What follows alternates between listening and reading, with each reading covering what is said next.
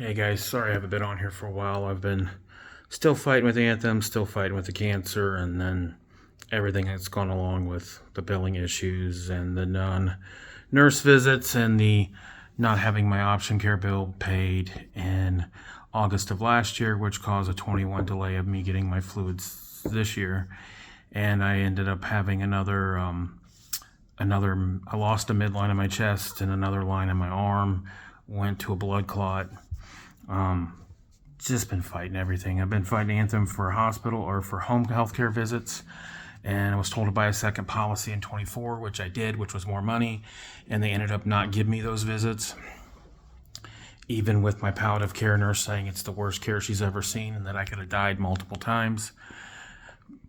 It's just been crazy. So today I want to talk about the billing problems I'm having, and if you know anybody that's been on Anthem, especially that has cancer, that had these same problems, please reach out.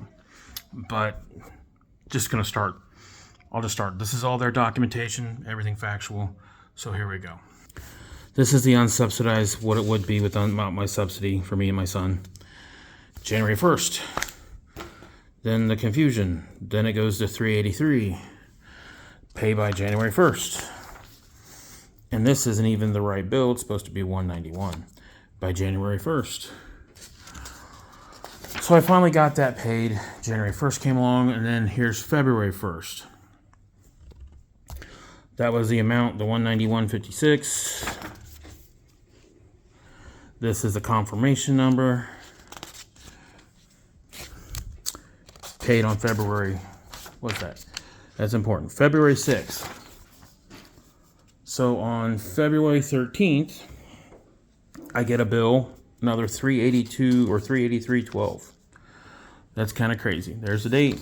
This is all from their system or what they've emailed me. Here's the crazy part. It puts me in a grace period on February 12th. Like I didn't pay the premium. It says my premium is past due. They wanted a $383, which bumped up, but let's go back.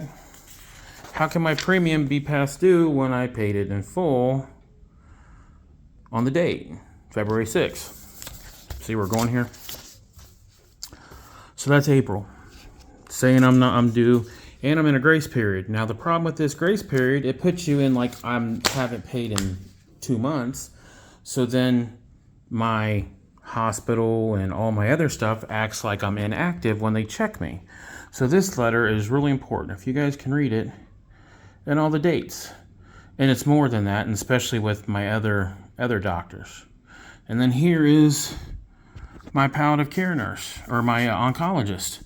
Same problem, inactive, active, and what would happen is they would have to check with me, I would have to prove that I had my payment, but they're not getting their bills paid. So eventually, Fidelity did discharge me for a while. So let's keep going. February 26th, now remember I already paid. This saying my premium of $383, which is double what I should pay, is due. February 26th. Then in March, I paid the $191 that I'm owed. I was in the hospital with the blood clot. And then I paid April's ahead of days, stating that I would go ahead and pay April's a couple days early, $191. So 2 payments were made in March. Notice, March, I'm inactive. Kind of important there. Then, here's the second payment on March 10th. There's a confirmation, so I did pay the bill. So on the 10th, that's the 10th. Look at the 12th. Paid in full, but yet I still owe $383.12. How does that work? And paid by March 1st. And then look, on March 13th, I'm back in a grace period and inactive. Meaning that when they check my policy for a policy, it shows I don't have a policy. I'm not active. I'm late on my bill when I've paid my bill. There's the second payment for April. Look, $191 confirmation number. So this was in April. I got this. I needed to pay by March, $383, which is double of my bill.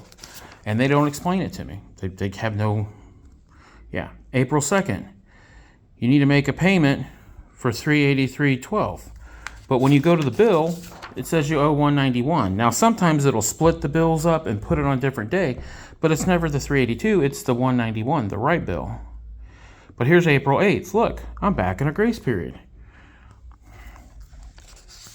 I couldn't get my oncology, couldn't give me my shot because of this.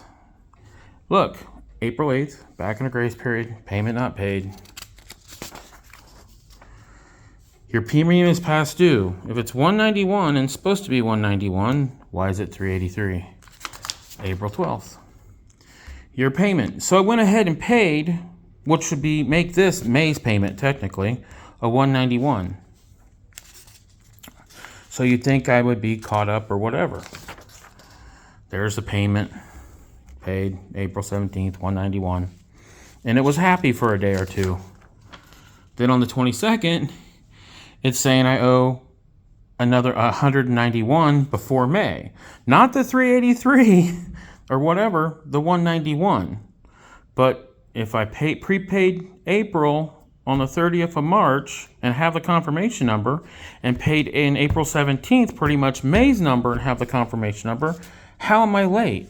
And what's odd is in an email from the VP Rodney, he said I didn't pay May's in full. And that I didn't pay it till April or till middle of June. How the hell does that happen? But then, let's go back. On May 9th, they gave me a refund of $108. So their billing system, on the 22nd, April, pay $191 by the 1st. On May 9th, I thought I was already a month ahead, already paid May. They give me a $108 refund. Confusing, but then they told me I owed money. I owed $160 because my rate dropped. But then I paid $160 in May. Technically, I'm a payment ahead. And you can see, but when I paid it, it would split the bill. It would split it to 192 or whatever and split it in sections. And here this explains more. I paid on the 15th. You saw the confirmation number. But it split the dates, split the bills, acting weird. But look, on the 19th, put me back in a grace period. And look, May, I was in a grace period.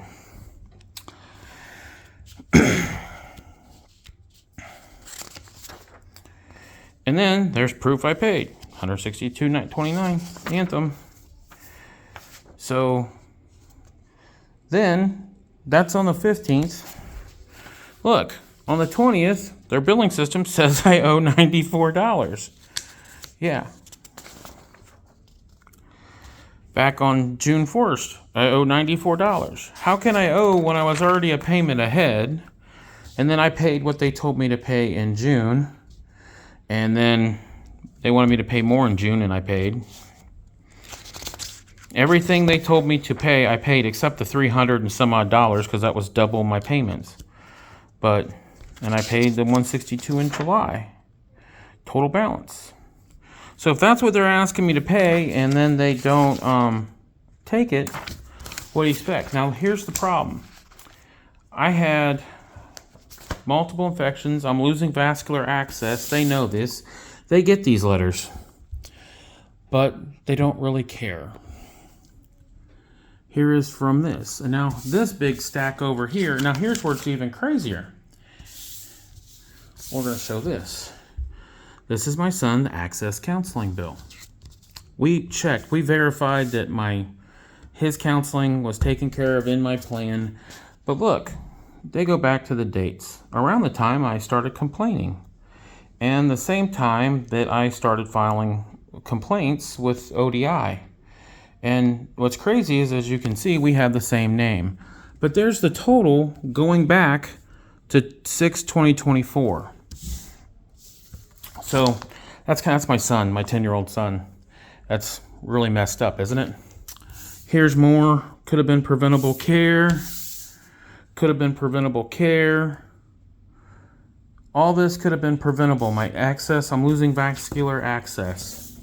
Documented. And it all could have been preventable. But they don't care. If anybody can make sense with this billing stuff, please let me know. And if you've had the same problem, please let me know. It is crazy. I lost hearing loss from the vancomycin and bad migraines. And I can tell you, what's worse than cancer is a jugular blood clot. It's horrible. Saturday, God bless.